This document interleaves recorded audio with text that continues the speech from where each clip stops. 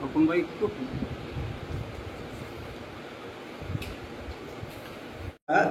একটা অত্যন্ত স্পর্শকাতর ইস্যু নিয়ে আমাদের এই সাংবাদিক সম্মেলন। আপনারা জানেন যে বিগত মাস কয়েক ধরে শাসক বিজেপি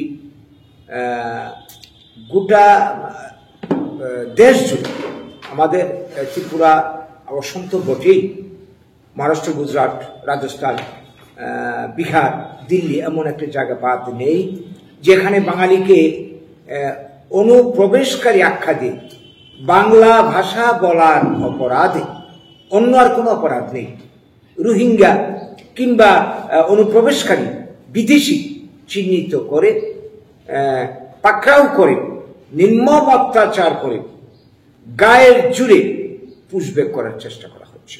এবং বিভিন্ন রাজ্যে, মহারাষ্ট্রে, গুজরাটে ইতিপূর্বে বাড়ি ঘর দোকানপাট সাইনবোর্ড বাংলা যেখানে দেখেছে, বাংলা ভাষায় কথা বলতে দেখেছে, গুড়িয়ে দিয়ে সবকিছু সম্পদ ধ্বংস করে, লুণ্ঠন করে, পরিচয়পত্র, বৈধ কাগজপত্র দেখানো সত্ত্বেও তাদের উপর অত্যাচার করে তাদেরকে খেদিয়ে দেওয়া হয়।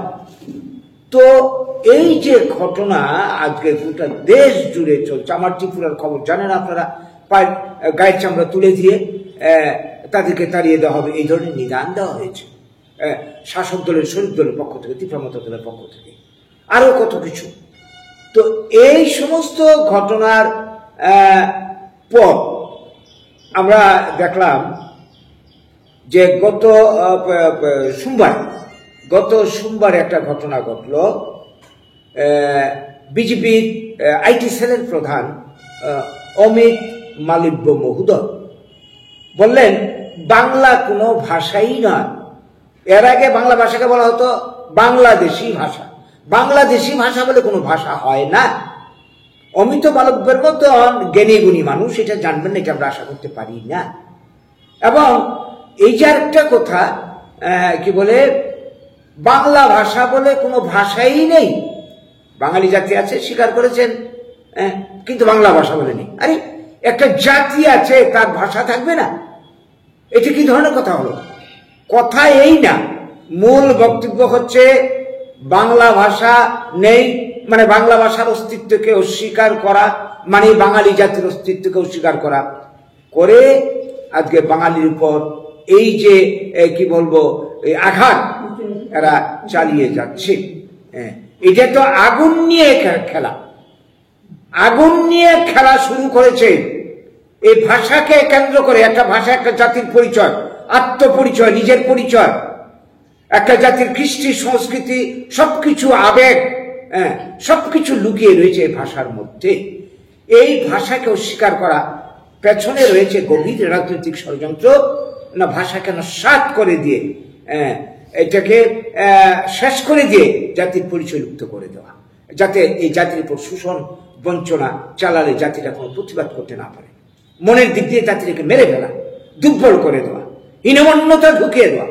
তো এই যে বিষয়টাকে আমরা তীব্র প্রতিবাদ করি, ধিক্কার জানাই, নিন্দা জানাই। আজকে অমিত মালব্য যেটা বলতে চেয়েছে, অনেক ধরনের বাংলা ভাষা আছে, কোনটা বাংলা ভাষা কোনটা কি, এটা একটা কথা হলো, যুক্তি হলো। বাংলার সাহিত্যের ভাষা একটাই, কিন্তু কথ্য ভাষা অঞ্চল ভেদে ভিন্ন।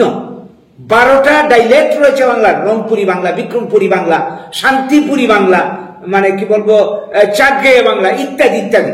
12টা উপভাষা রয়েছে, ভাষাতাত্ত্বিক মাত্রই জানে। তাছাড়া রয়েছে আরো সাব ডাইলেক্ট রয়েছে, ডাইলেক্ট রয়েছে। এইগুলি দেখে বাংলা কোনো ভাষা নয়, এটা কোনো বিজ্ঞ মানুষ বলতে পারে। হয় তার ভাষা সম্পর্কে অজ্ঞতা রয়েছে, নতুবা বাঙালি প্রতি, বাংলা ভাষার প্রতি তার কি বলবো ঘৃণা রয়েছে, চূড়ান্ত ঘৃণা রয়েছে। এইটাকে আমরা কোনো মতই বরদাস্ত করতে পারি না। উনি কি ভুলে গেছেন এই বাংলা ভাষা আন্দোলনকে কেন্দ্র করে পূর্ব বাংলায় 52 সালে যে আন্দোলনটা হয়েছিল, যার পরিণামে বাংলাদেশের মুক্তিযুদ্ধের সূচনা হয়। আজকে বাংলা ভাষা আন্তর্জাতিক স্তরে স্বীকৃত ভাষা, মধুরতম কোমলতম ভাষা, পৃথিবীর মধ্যে 4র্থতম ভাষা, নোবেল পুরস্কারের ভাষা, এই দেশ এবং বাংলাদেশের জাতীয় সঙ্গীতের ভাষা। এত সমস্ত ঐশ্বর্য যেখানে রয়েছে, যেই ভাষার যেই জাতির প্রাচীনত্ব এখন থেকে 4-5 বছরের 4-5,000 বছরের, সেই জাতিকে সেই ভাষাকে অস্বীকার করার পেছনে গভীর রাজনৈতিক চক্রান্ত রয়েছে, সাম্রাজ্যবাদী মানসিকতা রয়েছে। আসলে বিজেপি যে রাজনৈতিক এজেন্ডা হিন্দু, হিন্দুস্তান এবং হিন্দি, এটা এরা চাপাতে চাইছে। এইটাকে তো দেশের মানুষ মেনে নেবে না। এই ভারতবর্ষের সংবিধান বহু ভাষা বহু মতের কে মেনে নেওয়া হয়েছে, বৈচিত্র্যের মধ্যে ঐক্য হচ্ছে ভারতের সংস্কৃতি ঐতিহ্য। এইটাকে তারা গুড়িয়ে দিতে চাইছে, ধ্বংস করে দিতে চাইছে, সংবিধানটাকেই তারা পরিবর্তন করতে চলছে। এইটা মেনে নেওয়া যায় না কোনো মতে। আজকের এই বিজেপির এই যে দুর্নীতি দেখা দিয়েছে, এইটা দেশের মানুষ, বাঙালি তো বটেই, কেউ মেনে নেবে না। আমরা প্রয়োজনে আবারও আন্দোলন, আমরা এই বাংলাদেশে যে আন্দোলনটা শুরু হয়েছিল, যদিও পশ্চিমবঙ্গে একটা আন্দোলন, ভাষা আন্দোলন তৃণমূলে শুরু করেছে, সেটা অ্যানাদার থিং। আমরা সমস্ত বাঙালি দলমত নির্বিশেষে ঐক্যবদ্ধ হয়ে সবার কাছে আবেদন জানাই, এইভাবে আর কত আঘাত আমরা সহ্য করব, আর কত অপমান আমরা সহ্য করব, আর কত রক্ত ঝরলে বাঙালির চেতনা ফিরবে? আমাদের অপরাধটা কি? এই দেশকে স্বাধীন করেছে বাঙালিরা, এই দেশ বাঙালিদের পিতৃভূমি, মাতৃভূমি, আমরা সন অফ দ্য সয়েল।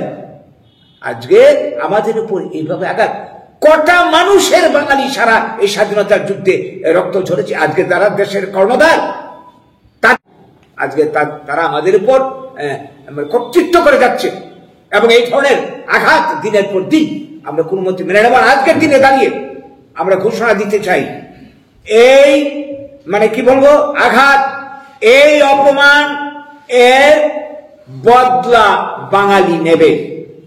যদি তাদের সুমতি হয়, এই ভাবনা থেকে ফিরে আসে ভালো কথা। যদি তা না হয়, আবারও দেশে একটা ভাষাকে কেন্দ্র করে, বাঙালি জাতির অস্তিত্ব অধিকারকে কেন্দ্র করে একটা তুমুল আন্দোলন, গণ আন্দোলন আজকে তৈরি হওয়ার পথে। এই আন্দোলনে এই দেশের সমস্ত গণতন্ত্র প্রিয় মানুষ, ভাষাপ্রেমী মানুষ, সংস্কৃতি প্রিয় মানুষকে আবেদন করি, আহ্বান জানে। আজকে বাংলা ভাষা আক্রান্ত, পরের দিন আরেকটা ভাষা আক্রান্ত হবে। আজকে বাঙালির আক্রান্ত, পরের দিন আরেকটা জাতি আক্রান্ত হবে। এর হাত থেকে বাঁচতে হলে আমাদের সম্মিলিত প্রয়াসের দ্বারা, ঐক্যবদ্ধ সংগ্রামের দ্বারা এটাকে প্রতিহত করতে হবে। এই কাজে আপনাদের সবাই সহযোগিতা চাইছি।